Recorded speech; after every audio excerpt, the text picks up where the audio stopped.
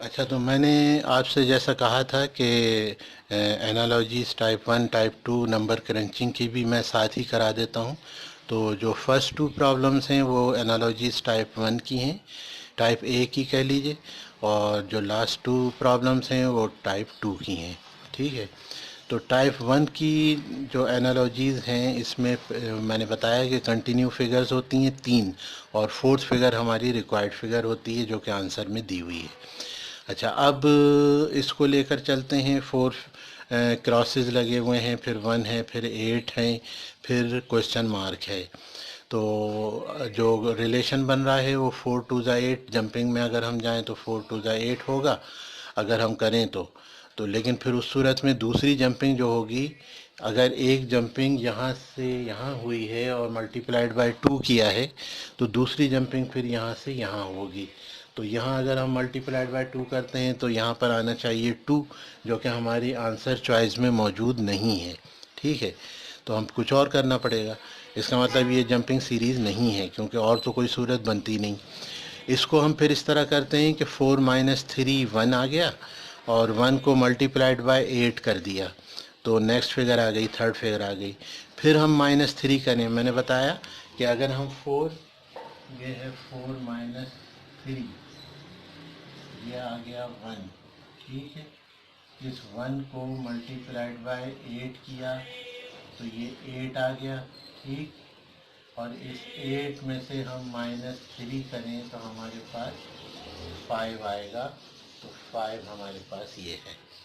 मैं बता चुका हूँ, बार बार बता रहा हूँ कि नंबर्स चेंज नहीं होना चाहिए। Minus three multiplied by eight की जो लॉजिक हमने यहाँ पर रखी है वही लॉजिक कंटिन्यू चलेगी। तो उस सूरत में आपका आंसर सही होगा, अदरवाइज़ आपके आंसर में मिस्टेक हो जाएगी। आपसे आंसर और मिस्टेक करवाई जाती है। स्टूडेंट का दिमाग इस तरह चल रहा होता है कि उसको आगे बढ़ाएं तो गलती करें। जानबूझकर हम इस किस्म के आंसर चॉइसेस देते हैं कि जिसमें स्टूडेंट मिस्टेक करके उस गलत आंसर तक पहुंच जाएं। तो लिहाजा बहुत केयरफुल रहकर और कंसंट्रेशन के साथ जो है प्रॉब्लम को समझने करने की ज़रूरत है।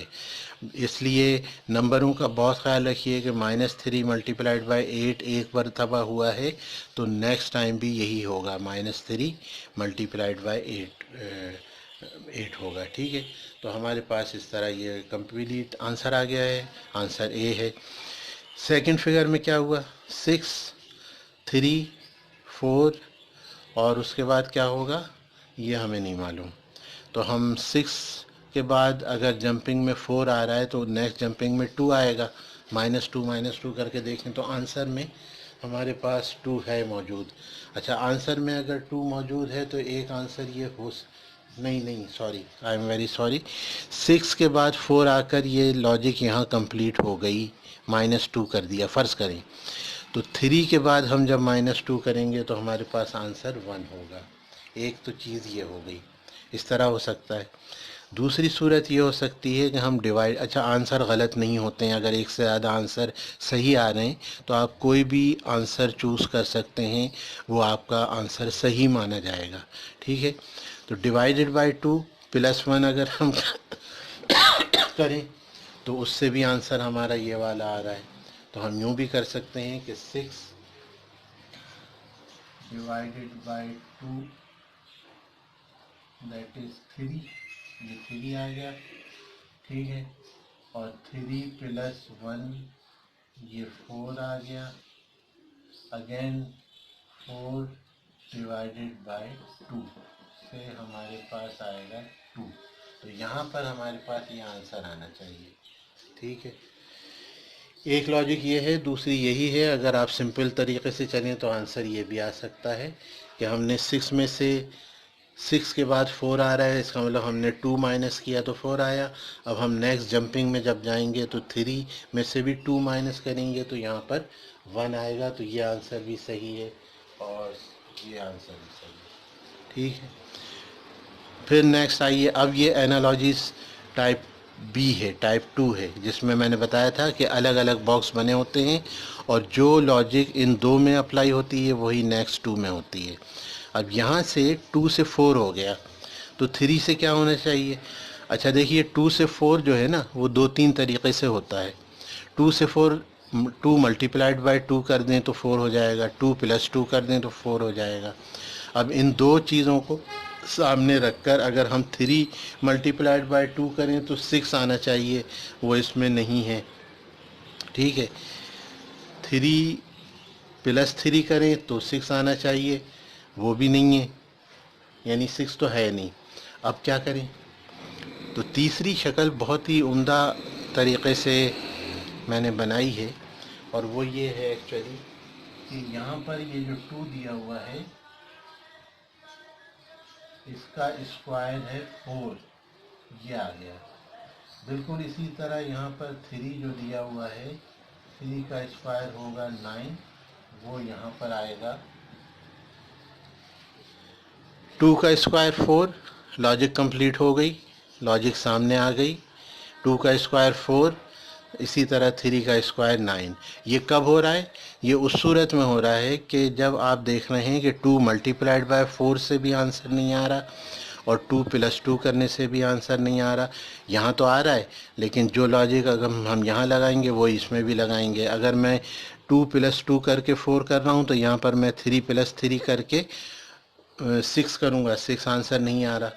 ठीक है, 3 मल्टीप्लाइड बाय 3 करूँगा, सॉरी 2 मल्टीप्लाइड बाय 2 किया, 3 मल्टीप्लाइड बाय 3, वो वही स्क्वायर करने पर भी आंसर बन सकता है। 3 मल्टीप्लाइड बाय 2 करेंगे तो 6 आएगा, 6 आंसर मौजूद नहीं है।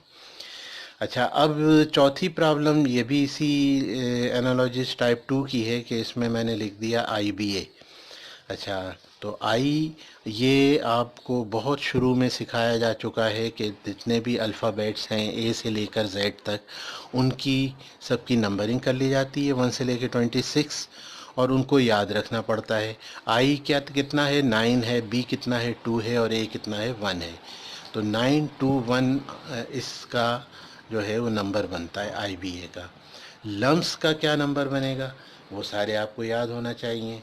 L 12 है, U 21 है, M 13 है, और S 19 है। तो 12, हाँ 12, 21, 13, 19 आपका जो रिक्वायर्ड आंसर, मैंने उलट फेर करके नंबर लिख दिए हैं ताकि आप गलती करें, लेकिन ये कि अगर सही हाजिर दिमागी के साथ अगर आप इसको करेंगे तो फिर आपका आंसर आसानी से मिल जाएगा आपको। और वो ये है कि 12, 21, 13, 19। 12, 21, 13, 19 क्यों है? L 12 होता है, U 21 है, M 13 है, S 19 है। ये सारे नंबर इसी तरतीब में लिख दिए जाएंगे, इसमें कोई कॉमा वगैरह लगाने की ज़रूरत नहीं है। तो यूँ आज की इस वीडियो को मैं कंप्लीट करता हूँ और आपसे इजाज़त चाहता हूँ। अपना बहुत ख्याल रखिएगा। नेक्स्ट वीडियो में इंशाल्लाह आपसे मुलाकात होगी। इजाज़त दीजिए। अस्सलाम वालेकुम।